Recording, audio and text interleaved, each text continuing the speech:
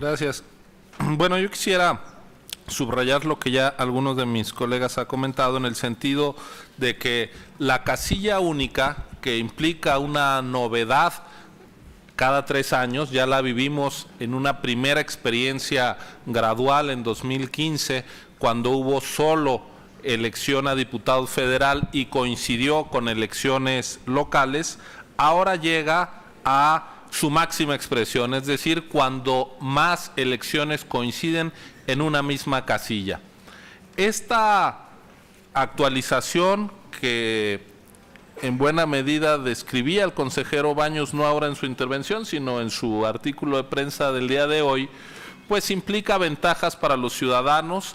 Ya no hay que ir a 2 lugares para emitir el voto el mismo día, se identifica uno una sola vez. Esto eventualmente implica economías porque hay menos funcionarios que los que había teniendo 2 casillas, si bien ese costo es ahora asumido por el Instituto Nacional Electoral, y con las ventajas que implica la casilla única, pues también hay algunos desafíos para la autoridad electoral y un pequeño problema.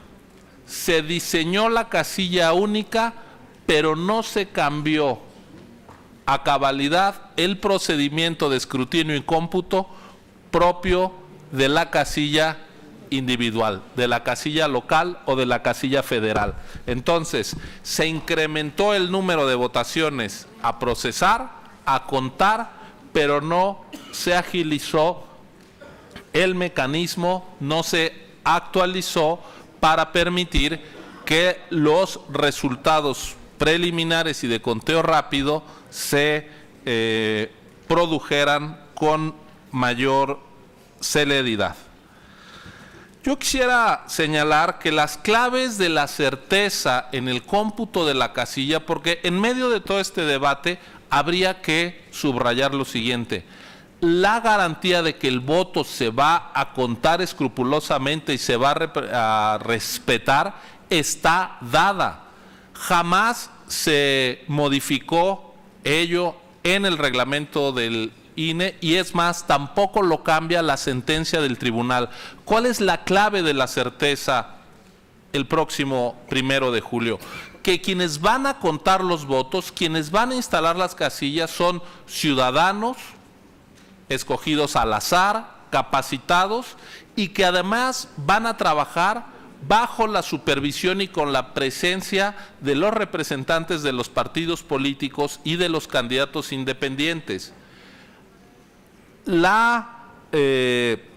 Todos los incidentes se van a sentar en actas, y eso, los resultados que cada partido tendrá en su propia acta, es lo que permite defender el voto tal cual se expresa en cada casilla. Y esos elementos de certeza están vigentes. Lo único que se había cambiado era un procedimiento, se cambió simplemente el orden de los factores para tener un resultado antes de lo que se podrá tener ahora. Entonces, a mí me parece que hay que despejar del debate cualquier señalamiento acerca de riesgos en el escrutinio, porque todo lo que México han dado en materia de seguridad, ahí está. La semana pasada se empezó a producir el papel seguridad sobre el que se van a imprimir las boletas.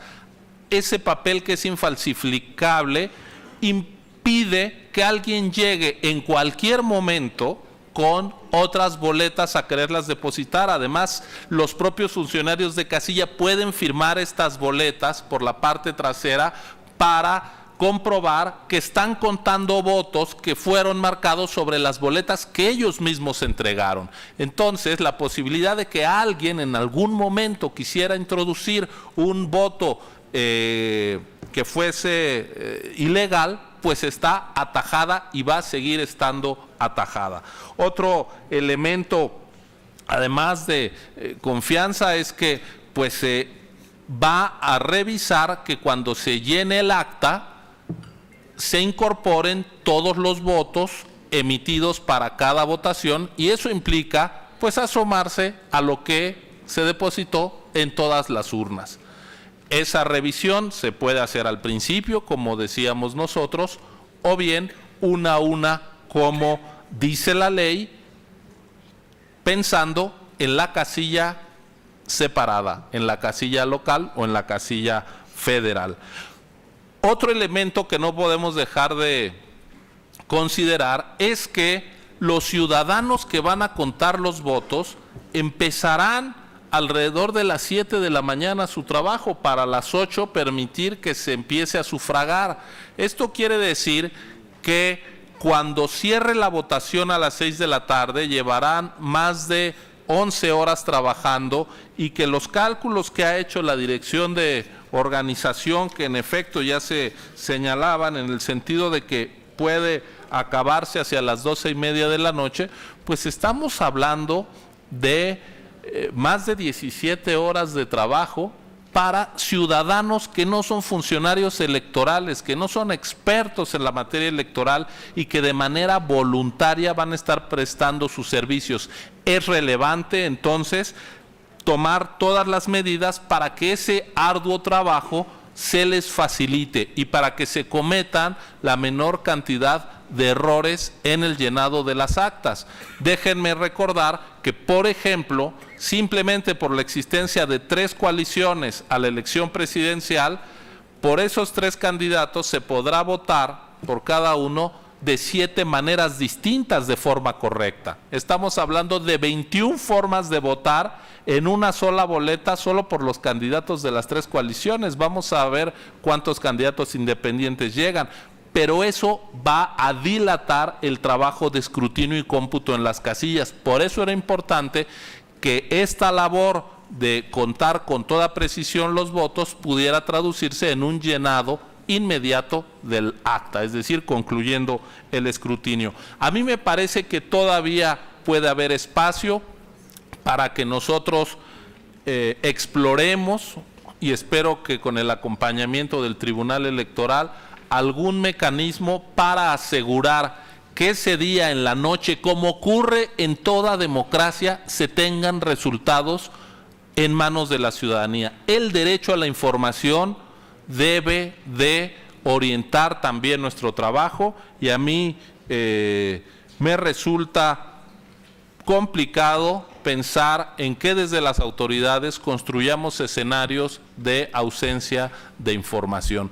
Tenemos que hacer todo lo posible para que los dichos de no hay información estén desterrados y podamos, como lo pensamos en un primer momento, hacia las 11 de la noche, comunicar a la ciudadanía las tendencias de la elección. Gracias.